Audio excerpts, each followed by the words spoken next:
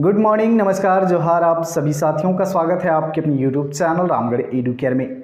इस वीडियो में बात करने वाले हैं साथियों, Jharkhand BEd MEd BPEd entrance exam 2025 में फॉर्म फिल करते समय कौन कौन से महत्वपूर्ण डॉक्यूमेंट्स आपको लगने वाले हैं, साथ ही साथ किन महत्वपूर्ण बातों का आपको ध्यान रखना है फॉर्म फिल करते समय, जिससे आगे किसी भी तरह का परेशानी झंझट ना हो आपको।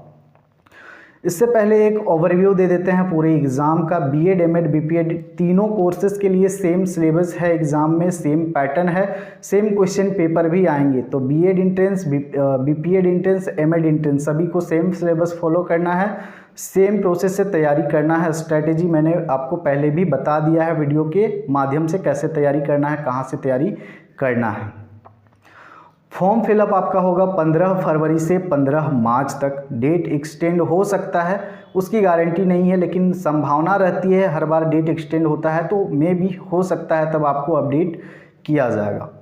इससे पहले एक बात और मैं बता दूं कि फॉर्म फिल करने में अकबकाना नहीं है, बिल्कुल भी हड़बड़ी नहीं करना है। हड़बड़ी में गड़बड़ी अक्सर होता है। 1 महीने का समय है, काफ़ी लंबा चौड़ा समय है। आप बाद में भी सारी चीज़ों को बखूबी आप समझ लें, उसके बाद फॉर्म फिल करें। ऐसा नहीं है कि 15 फरवरी से स्टार्ट हो रहा है तो हम 15-16 फरवरी को ही फॉर्म फिल कर दें, क्योंकि मेरिट और सिलेक्शन जो होना है वो आपके एग्ज़ाम में परफॉर्मेंस के बेसिस पे होना है कि आप कितने मार्क्स ऑब्टेन करते हो। इससे कोई मतलब नहीं कि आपने ग्रेजुएशन में कितना स्कोर किया है, पोस्ट ग्रेजुएशन में कितना स्कोर किया है, या फिर पहले आवेदन करे हो, तो ये सब मैटर नहीं करते। आपका एग्ज़ाम में परफॉर्मेंस क्या होगा वो मैटर करता है आपके नामांकन प्रक्रिया में। ठीक बात। एग्ज़ाम जो है निर्धारित डेट जो रखा गया है 20 अप्रैल रखा गया है, तो ये भी बढ़ सकता है। मैं गारंटी नहीं दे सकता, वारंटी नहीं दे सकता, लेकिन मैं भी बढ़ सकता है। मार्च के अंदर पूरा सिलेबस मैं कंप्लीट करने वाला हूँ। मार्च के अंदर सारा कंप्लीट हो जाएगा और अप्रैल वाला जो मंथ है उसमें सिर्फ और सिर्फ रिवीजन चलेगा, टेस्ट और मैराथन चलेंगे। तो सिलेबस कंप्लीट करना मेरा जिम्मेवारी है, रिस्पॉन्सिबिलिटी है, उसको लेकर आप लोग फिक्र नहीं करिएगा। और 7 ज़िलों में एग्ज़ाम सेंटर बनाया जाएगा। ऑफलाइन मोड में एग्ज़ाम होगा। 100 मार्क्स के आपके एग्ज़ाम होंगे, जिसमें टीचिंग एप्टीट्यूड एक सेक्शन है, बिल्कुल नया सेक्शन।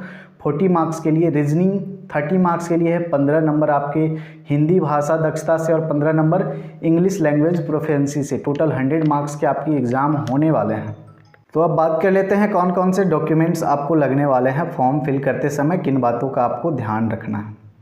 सबसे पहली बात है साथियों, मोबाइल नंबर और आपका ईमेल आईडी दोनों एक्टिव मोड में रखने हैं। जब तक काउंसलिंग का प्रक्रिया चलेगा तब तक आपको मोबाइल नंबर और ईमेल आईडी चेंज नहीं करना है। अगर पासवर्ड भूल जाते हैं, किसी तरह की समस्या होती है लॉगिन में, या फिर पासवर्ड रीसेट करना चाहते हैं, तो मोबाइल नंबर और ईमेल आईडी के थ्रू आप कर सकते हैं। दूसरी चीज़ है, आपका पासपोर्ट साइज़ का फ़ोटो चाहिए और लेफ़्ट हैंड का थंब इम्प्रेशन। ये तो फॉर्म फिल कीजिएगा उस समय आप मोबाइल से भी स्कैन करके अपलोड कर सकते हैं। पूरा का पूरा प्रोसेस मोबाइल से भी कर सकते हैं, जो सही से ऑपरेट कर पाते हैं, और नहीं कर पाते हैं तो कैफ़े का सहारा लेना होगा। डॉक्यूमेंट्स पे आते हैं। मैट्रिक का आपका मार्कशीट लगेगा। मार्कशीट के साथ में एक प्रोविजनल सर्टिफिकेट भी मिलता है, वो भी है, तो वो दोनों आप अटैच करके दे सकते हैं। अगर मूल प्रमाण पत्र भी निकालें तो वो दे सकते हैं, ज़रूरी नहीं है, मार्कशीट भी इनफ है। ग्रेजुएशन के आधार पर आपको लेना है तो ग्रेजुएशन का आपका लास्ट सेमेस्टर या लास्ट ईयर का मार्कशीट आपको अपलोड करना है। पीजी के आधार पर अगर आपको लेना है साथियों, तो पीजी का लास्ट ईयर या लास्ट सेमेस्टर का मार्कशीट अपलोड करना है। अब यहाँ पर कन्फ्यूज़न है अपीयरिंग वालों का। तो जो ग्रेजुएशन के लास्ट सेमेस्टर या लास्ट ईयर में अपीयरिंग है, तो फॉर्म फिल करते समय 2 ऑप्शन मिलेगा। जो अपीयरिंग है उनके लिए अलग ऑप्शन आएगा। तो आपका 5th सेमेस्टर या जो भी लास्ट ईयर रहा है, वहाँ पर जो मार्कशीट आपको मिला है उसको आप अप्लाई कर सकते हैं। फॉर्म फिल कीजिएगा, उस समय आपको पता चल जाएगा। पोस्ट ग्रेजुएशन अगर कर रहे हैं और पोस्ट ग्रेजुएशन के आधार पर ही लेना है, तब के केस में आप 5th सेमेस्टर का अपलोड कर सकते हैं मार्कशीट, अगर 6th सेमेस्टर में है तो। और अगर पीजी के लास्ट सेमेस्टर में है और आप ग्रेजुएशन के आधार पर लेना चाहते हैं तो ग्रेजुएशन का ही सर्टिफिकेट अपलोड करेंगे। बस एडमिशन होने से मतलब है, यूजी के आधार पर एडमिशन ले या पीजी के आधार पर एडमिशन ले, उससे कोई भी आपको लाभ नहीं मिलने वाला है, ना ही कोई प्रेफरेंस मिलने वाला है। चलिए अब आगे बात कर लेते हैं। आवासीय प्रमाण पत्र झारखंड के अभ्यर्थियों के लिए सिर्फ लगने वाला है, सभी कैटेगरीज के अभ्यर्थियों के लिए बन जाता है, 2-4 दिन में बन जाता है। पुराना से पुराना भी है तो चलेगा, जितना भी पुराना है सब वैलिड है, एडमिशन में चलेगा, कोई दिक्कत नहीं होगा। जिनको रिजर्वेशन का लाभ लेना है, बहुत बड़ा फैक्टर है रिजर्वेशन, तो एसटी एससी और ओबीसी कैंडिडेट रिजर्वेशन के लिए जाति प्रमाण पत्र, पहले ग्रेजुएशन में स्कॉलरशिप लिए होंगे तो वो आपके पास अभी भी होगा ही, तो नया बनाने का कोई ज़रूरत नहीं है। और नया बनाना चाहते हैं तो आपकी इच्छा है, बना सकते हैं, 1 महीने का टाइम भी है। जो EWS कैंडिडेट है 10% रिजर्वेशन है सीटों का, 10% सीटें आरक्षित हैं, बेनिफिट लेना है तो आप बना सकते हैं या बनवाए होंगे तो बहुत अच्छी बात है। उसके बाद में साथियों जो PH कैटेगरी के कैंडिडेट जो हैं, फिजिकल हैंडीकेप्ड हैं, उनके पास PH सर्टिफिकेट है तो उनको भी रिजर्वेशन मिलेगा। साथ ही साथ जो अगर NCC वगैरह किए हुए हैं, एक्स्ट्रा कोई सर्टिफिकेट है तो वो भी अपलोड कर सकते हैं। बस इतने ही डॉक्यूमेंट्स लगने वाले हैं, बहुत ज़्यादा कुछ था ही नहीं। मैट्रिक का, ग्रेजुएशन का या पोस्ट ग्रेजुएशन का, जाति और आवासीय तो झारखंड के सभी कैटेगरीज को लगेंगे, जनरल को भी लगेगा, वो बन जाता है। और अगर नहीं बनाए हैं पहले कभी तो आप अप्लाई कर दीजिए, और अप्लाई जिस दिन कीजिएगा उसी दिन आपको रिसीविंग मिल जाएगा, तो आप रिसीविंग ही अपलोड करोगे। मान के चलो बनने में समय लग रहा है, आवासीय प्रमाण पत्र 1-2 महीना लगेगा आपको, अगर ऐसा लगता है तो आप जिस दिन अप्लाई करोगे प्रज्ञा केंद्र में उसी दिन आपको एक रिसीविंग मिलेगा, उसी को आपको अपलोड करना है, कोई दिक्कत नहीं है। अगर 2019 तक के डॉक्यूमेंट्स हैं आपके जाति आवासीय प्रमाण पत्र दोनों में से कोई, तो सभी वैलिड हैं, एडमिशन में कोई भी दिक्कत नहीं होगी। बाकी आय प्रमाण पत्र अभी नहीं लगेगा, जब आप स्कॉलरशिप लोगे एडमिशन के बाद में तब आय प्रमाण पत्र लगने वाला है, तो अभी ऐसा कुछ भी नहीं है। चलिए, तो ये सारे डॉक्यूमेंट्स थे।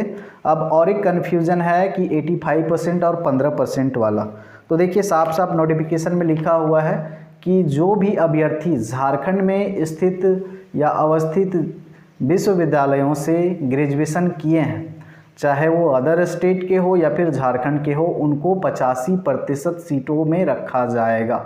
लेकिन 85% में रखा जाएगा, अब वहाँ भी 85% सीटों में भी कैटेगरी किया हुआ है, जनरल का, ST SC का, OBC का, EWS का, 85% में भी कैटेगराइज किया हुआ है, ठीक बात है। और जो 15% सीटें हैं उसमें भी कैटेगराइज किया जाएगा, जिसमें कि जो झारखंड के बाहर से ग्रेजुएशन या पोस्ट ग्रेजुएशन किए हैं उसमें भी झारखंडियों को रखा जाएगा। अगर कोई झारखंडी स्टूडेंट है अदर स्टेट से किया हुआ है ग्रेजुएशन, तो उस 15% सीटों में वहाँ भी कैटेगरी बनेगा, जनरल का, ST का, OBC का, EWS का, तो 15% सीटों में भी कैटेगरी बनेगा सेपरेट, 85% में भी कैटेगरी बनेगा सेपरेट। लेकिन जो आउटसाइडर हैं उनको दोनों जगहों पे, चाहे वो अपने स्टेट से किए हैं या झारखंड से किए हैं, उनको 85% का सीट में भी रखा जाएगा जनरल कैटेगरी में ही, और 15% का जो सीट है वहाँ भी रखा जाएगा जनरल के कैटेगरी में ही। तो ये डाउट बहुत बड़ा था, अच्छे से समझ लीजिए, और भी डाउट नहीं रहनी चाहिए। अभी अकबकाना नहीं है, फॉर्म फिलअप करने का पूरा प्रोसेस बताया जाएगा, एक कंप्लीट डेडिकेटेड वीडियो भी आएगा। आराम से सारी चीज़ों को बहुत ही बेहतर ढंग से समझ लेना है, तभी फॉर्म फिल करना है, नहीं तो फिर आगे जा कर के परेशानी होती है, दिक्कत होती है। कैटेगरी में बहुत सारे साथी मिस्टेक करते हैं, कोई BC1 वाला BC2 कर दिया, ST वाला का जनरल हो गया, तो इन छोटी छोटी बातों से आपको बचना है, नहीं तो एडमिशन में बहुत ज़्यादा प्रॉब्लम होता है, बहुत दौड़ना पड़ेगा आप। ओके, सो चलिए, डॉक्यूमेंट से डाउट क्लियर हो गए होंगे, 85%, 15% का भी डाउट क्लियर हो गया होगा। हमारी लाइव क्लासेस रेगुलर चलती हैं शाम 7 बजे, और बहुत ही जल्द दोनों टाइम भी क्लासेस चलेंगी, मॉर्निंग इवनिंग में जल्द ही अनाउंसमेंट हो जाएगा। इस वीडियो को यहाँ तक देखने के लिए आप सभी का धन्यवाद। नमस्कार, जोहार।